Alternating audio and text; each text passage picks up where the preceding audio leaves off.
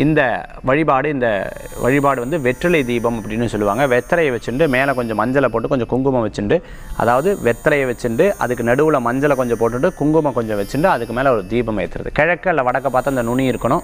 தீபமும் கிழக்கு அல்ல வடக்க பார்த்து இருக்கணும். அப்படி டெய்லி நீங்கள் கோயிலில் அல்லது வீட்டில் நீங்கள் தொடர்ந்து ஏற்றின்னு வர ஒரு மண்டலம் ஏற்றின்னு வர ஒரு பெரிய மாற்றத்தை கொடுக்கக்கூடியதாக இருக்கும். நான் இத்தனை நாள் சொன்ன மந்திரங்களில் ஏதோ ஒரு மந்திரம் எடுத்து சேன் பண்ணுறதும் உங்களுக்கு ரொம்ப அற்புதமான பலன்களை கொடுக்கும். எந்த தெய்வத்திற்காக இதனை வழிபடுறது, நீங்கள் இஷ்டமாக வேண்டக்கூடிய தெய்வத்திற்காக இது வழிபடுங்க. உங்களுக்கு ஒரு பெரிய மாற்றத்தை கொடுக்கக்கூடியதாக, வீட்டில் வாஸ்து ரீதியான பிரச்சனைகள் தீரும், கல்யாண விஷயங்கள்லாம் கூடி வரக்கூடியதாக இருக்கும், நடக்காத தடங்கலான விஷயங்கள்லாம் கைகூடி வரக்கூடியதாக இருக்கும், எண்ணிய காரியங்கள் உங்களுக்கு ஜெயமளிக்கும். அதே சமயத்தில் பார்த்துட்டோம்னா ஒரு காரியத்துக்காக நான் விடாப்படியாக வைராகியத்தோடு இருக்கேன்னு நினச்ச காரியங்களும் உங்களுக்கு அனுகூல்யத்தை கொடுக்கும். நான் சொன்ன விஷயத்தை நீங்கள் செய்து பாருங்கள், வாழ்க்கையில் பெரிய மாற்றங்களை ஏற்படுத்தும் அப்படின்றதுல சந்தேகமே கிடையாது. நம்பிக்கை உண்டு, வெற்றியும் உண்டுன்னு சொல்லலாம். இன்றைய தினத்தில் ரொம்ப அற்புதமான விஷயத்தை